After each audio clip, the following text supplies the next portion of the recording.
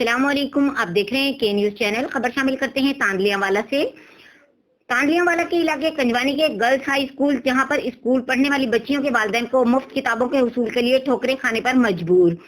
मजीद इस हवाले से सताए हुए वालिदैन का क्या कहना है, आइए जानते हैं अली हसन साबरी की इस रिपोर्ट में।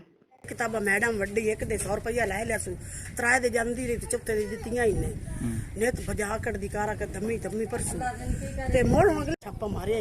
मैं क्या इन्हां ने लड़ के मैं तो जांदी नवादी रमदी ते ना मां लड़ जांदी सारा स्कूल में तो चालू है उस्तानियां चालू है नहीं तो 350 केस दा ले 350 लिया ने दूई दा पार्टी भी कोई ना करियां ने सोदियां एक डब्बा च दितो ने ना कोई बोतल ते ना कोई वास्ता इतने पैसे इकट्ठे ने वो भी काई ना दित्तियां ने ते मोड़ा का दूए नंबर ते जेड़ा आई पेपरां दे 300 रुपए रक्शे दे ले ने चोरी आप दे मुंह से रमदियां रही ते मुंह से जांदियां रही नाल टीचर कोई भी नहीं गई ना पार गई है ते ना इदकी गई है नहीं तो टीचरां दा काम तो लोकां सारे आंदियां स्कूलां दी टीचरां नाल आंदियां रही ना हक ना बनदा कि टीचर नाल जावे।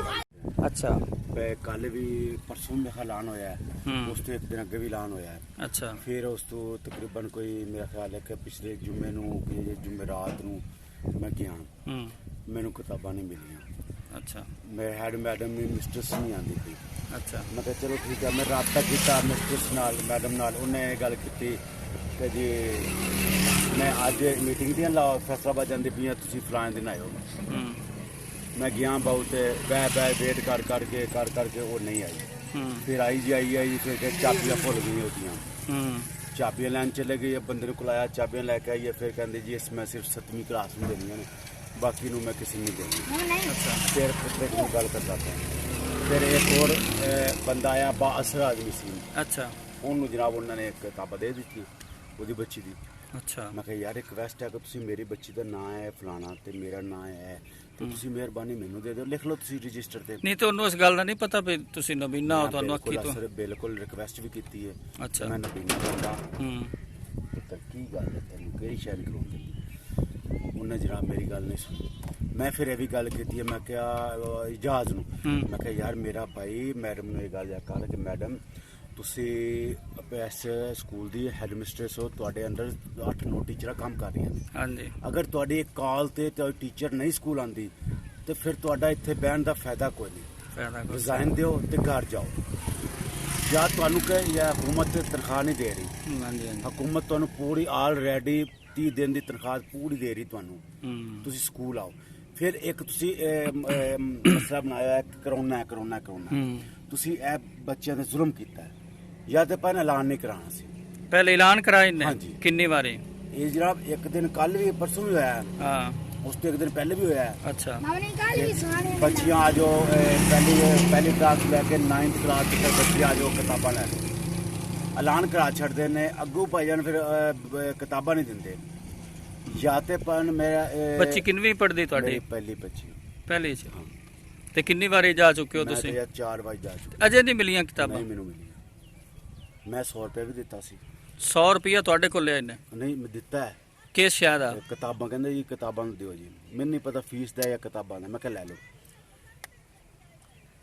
फिर आ बच्ची एक इन्हां दी गवांढियां दी है ये भी मेरे नाल गई है। इन्हां ने कल 1200 दी परचेज करके लियांदियां ने ਮੁੱਲ हाँ जी। ਇਹਨਾਂ ਨੇ ਨਹੀਂ ਦਿੱਤੀਆਂ? नहीं इन्होंने कोई नहीं दी। अच्छा कल भी परसों में ऐलान होया है, उस तो एक दिन अगे भी ऐलान होया है। अच्छा फिर उस तो तकरीबन कोई मेरा ख्याल है कि पिछले जुम्मे नूं जुम्मे रात नूं मैं गया मैनू किताबां नहीं मिलियां। अच्छा मैं हैड मैडम भी मिस्ट्रेस नहीं आती थी। अच्छा मैं कहा चलो ठीक है, मैं राबता किया मिस्ट्रेस नाल मैडम नाल, उन्हें गल की कि जी मैं अज मीटिंग दी लाओ फैसलाबाद जाती पी तुम फलाने दिन आयो। मैं गया बहुत बह वेट कर करके वो नहीं आई। फिर आई जी फिर चाबियां भुल गई होतियां, चाबियां लैन चले गई, बंदे को लाया चाबियां लैके आइए फिर कहते जी इस मैं सिर्फ 7वीं क्लास में देनियां ने बाकी नूं मैं किसी नहीं देनी। फिर पुत्रे की गल करता था। फिर एक और बंदा आया बाअसर आदमी सी। अच्छा उन्होंने जनाब उन्होंने एक किताब दे दी वो बच्ची दी। अच्छा मैं कहा यार रिक्वेस्ट है कि तुम मेरी बच्ची का नाम है फलाना ते मेरा नाम है तो तुम मेहरबानी मैनू दे दो, लिख लो तुम रजिस्टर ते। नहीं तो उन्होंने इस गल दा नहीं पता भी तुसी नबीना हो ਤੁਹਾਨੂੰ ਅੱਖੀ ਤੋਂ? बिल्कुल रिक्वेस्ट भी की है। अच्छा मैं नबीना बंदा तो की गल है तेन केड़ी शैल करोगे उन्हें जनाब मेरी गल नहीं सुनी। ਮੈਂ ਫਿਰ ਇਹ ਵੀ ਗੱਲ ਕੀਤੀ ਹੈ, ਮੈਂ ਕਿਹਾ ਇਜਾਜ਼ ਨੂੰ ਮੈਂ ਕਿਹਾ ਯਾਰ ਮੇਰਾ ਭਾਈ ਮੈਡਮ ਨੂੰ ਇਹ ਗੱਲ ਕਰ ਕਿ ਮੈਡਮ ਤੁਸੀਂ ਇਸ ਸਕੂਲ ਦੀ ਹੈਡ ਮਿਸਟਰਸ ਹੋ, ਤੁਹਾਡੇ ਅੰਡਰ 8-9 ਟੀਚਰਾਂ ਕੰਮ ਕਰ ਰਹੀਆਂ ਨੇ। ਹਾਂਜੀ ਅਗਰ ਤੁਹਾਡੀ ਇੱਕ ਕਾਲ ਤੇ ਟੀਚਰ ਨਹੀਂ ਸਕੂਲ ਆਉਂਦੀ ਤੇ ਫਿਰ ਤੁਹਾਡਾ ਇੱਥੇ ਬਹਿਣ ਦਾ ਫਾਇਦਾ ਕੋਈ ਨਹੀਂ। ਫਾਇਦਾ ਕੁਛ। ਰਿਜ਼ਾਈਨ ਦਿਓ ਤੇ ਘਰ ਜਾਓ। ਜਾਂ ਤੁਹਾਨੂੰ ਕਹੇ ਜਾਂ ਹਕੂਮਤ ਤਨਖਾਹ ਨਹੀਂ ਦੇ ਰਹੀ, ਹਾਂਜੀ ਹਾਂਜੀ ਹਕੂਮਤ ਤੁਹਾਨੂੰ ਪੂਰੀ ਆਲਰੈਡੀ 30 ਦਿਨ ਦੀ ਤਨਖਾਹ ਪੂਰੀ ਦੇ ਰਹੀ ਤੁਹਾਨੂੰ, ਤੁਸੀਂ ਸਕੂਲ ਆਓ। ਫਿਰ ਇੱਕ ਤੁਸੀਂ ਮਸਲਾ ਬਣਾਇਆ ਹੈ ਕਰੋਨਾ ਕਰੋਨਾ ਕਰੋਨਾ, ਤੁਸੀਂ ਇਹ ਬੱਚਿਆਂ ਤੇ ਜ਼ੁਲਮ ਕੀਤਾ ਹੈ, ਜਾਂ ਤੇ ਪਹਿਲਾਂ ਐਲਾਨ ਨਹੀਂ ਕਰਾਉਣਾ ਸੀ। ਪਹਿਲੇ ਐਲਾਨ ਕਰਾਇਆ ਇਹਨੇ ਹਾਂਜੀ। ਕਿੰਨੀ ਵਾਰੀ? ਇਹ ਜਨਾਬ ਇੱਕ ਦਿਨ ਕੱਲ ਵੀ ਪਰਸੋਂ ਵੀ ਹੋਇਆ ਹੈ, ਹਾਂ ਉਸ ਤੋਂ ਇੱਕ ਦਿਨ ਪਹਿਲੇ ਵੀ ਹੋਇਆ ਹੈ। ਅੱਛਾ ਬੱਚੀਆਂ ਆ ਜਾਓ ਪਹਿਲੀ ਕਲਾਸ ਤੋਂ ਲੈ ਕੇ 9th ਕਲਾਸ ਤੱਕ ਬੱਚੇ ਆ ਜਾਓ ਕਿਤਾਬਾਂ ਲੈ ਕੇ, ਐਲਾਨ ਕਰਾ ਛੱਡਦੇ ਨੇ। ਅੱਗੋਂ ਭਾਈ ਜਾਨ ਫਿਰ ਕਿਤਾਬਾਂ ਨਹੀਂ ਦਿੰਦੇ।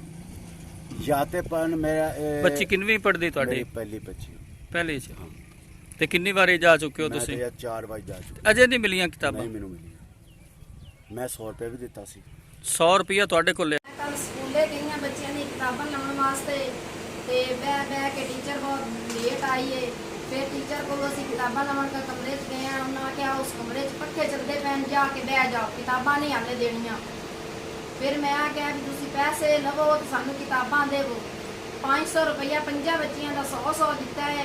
ਉਹਨਾਂ ਧੱਕੇ ਦੇ ਕੇ ਕਮਰੇ 'ਚੋਂ ਬਾਹਰ ਕੱਢ ਛੱਡਿਆ ਹੈ। ਉਹਨਾਂ ਕਿਹਾ 1 ਤੇ ਕਾਲ ਕਰੋ, ਉਸ ਬੇਵਕੂਫ ਔਰਤ ਨੂੰ ਬਾਹਰ ਕੱਢ ਆਵਣ 1 ਆਪਣੇ।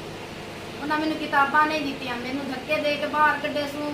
ਗੰਦੀਆਂ ਗਾਲੀ ਕੱਢਦੀ ਰਹੀ ਹੈ, ਮੈਂ ਤੇਰੇ ਬੱਚੇ ਨਹੀਂ ਪੜਾਣੇ। ਚੌਂਕੀਦਾਰਾਂ ਕੋਲੋਂ ਧੱਕੇ ਦੇ ਕੇ ਮੈਨੂੰ ਬਾਹਰ ਕਢਾਇਆ ਸੀ। ਗੇਟ ਦਾ